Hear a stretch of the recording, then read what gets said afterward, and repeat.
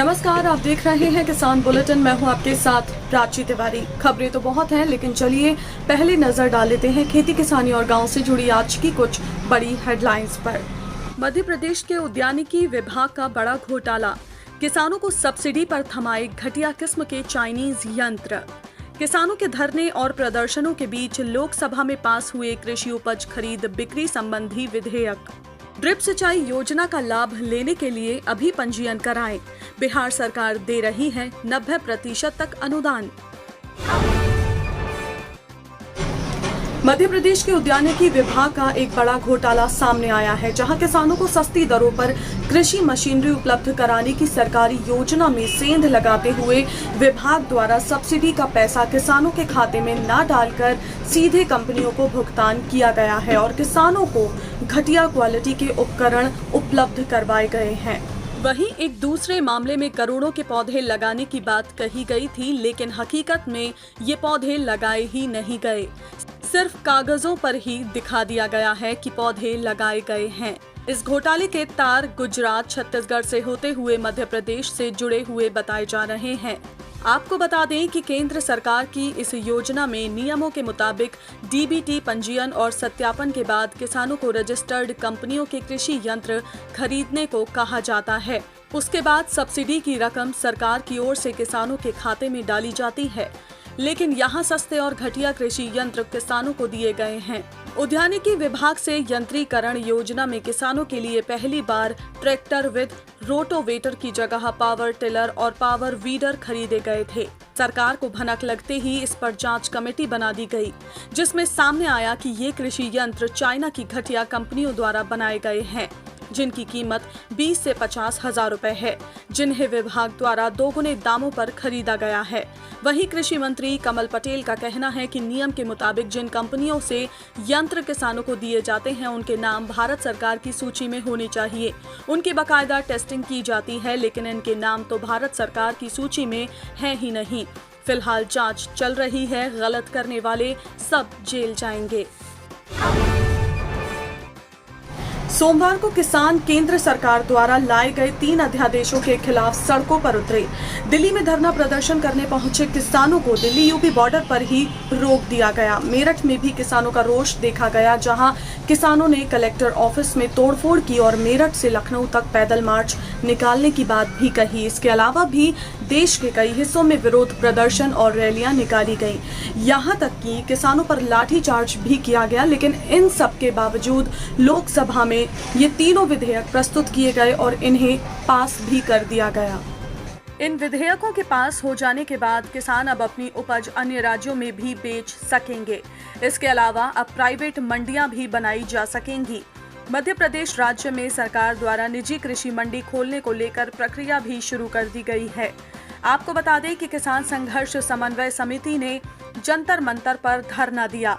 अखिल भारतीय किसान संघर्ष समन्वय समिति के संयोजक वीएम सिंह ने कहा कि 30 सितंबर तक देश भर में किसान सरकार की नीतियों के खिलाफ प्रदर्शन करेंगे। अपनी मंडी अपना दाम, जय जवान जय किसान, कॉर्पोरेट भगाओ, देश बचाओ, किसान विरोधी कृषि अध्यादेश वापस लो और संयम से आए हैं संयम से जाएंगे के नारों के साथ दिल्ली में कई दर्जन किसान संगठनों के प्रतिनिधियों ने जंतर मंतर पर प्रदर्शन किया। इसके अलावा किसानों द्वारा पेट्रोल की कीमत आधी करने और बिजली कानून वापस लेने की बात भी कही गई। ड्रिप सिंचाई द्वारा खेती करने पर एक तरफ जहां 60% तक पानी की बचत होती है, तो वहीं दूसरी ओर रासायनिक खेती में 25 से 30% तक उर्वरकों का खर्च कम होता है।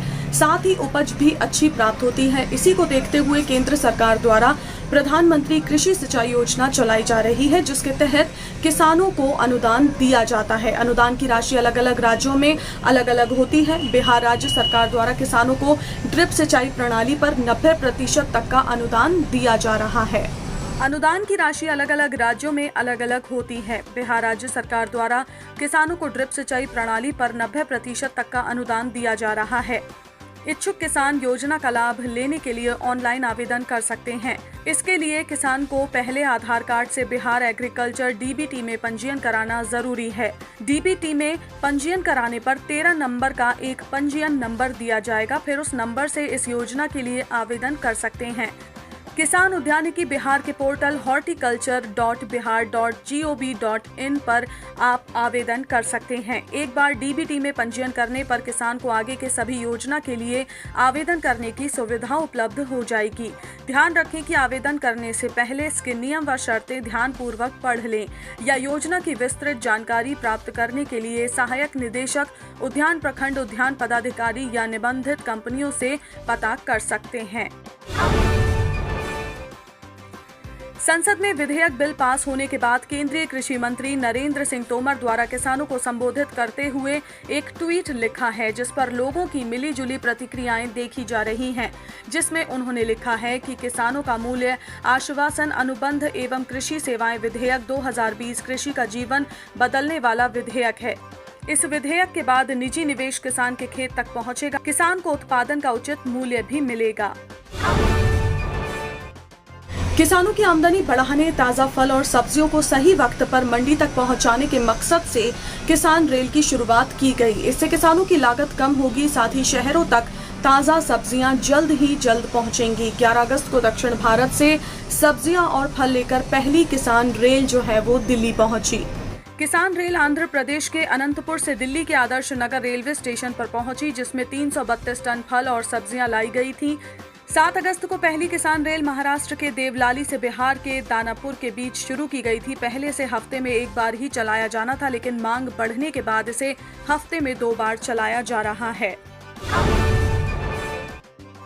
तो आज के किसान बुलेटिन में फिलहाल इतना ही। आप स्वस्थ रहिए और अपना ध्यान जरूर रखिए। फिलहाल मुझे दीजिए इजाजत। नमस्कार।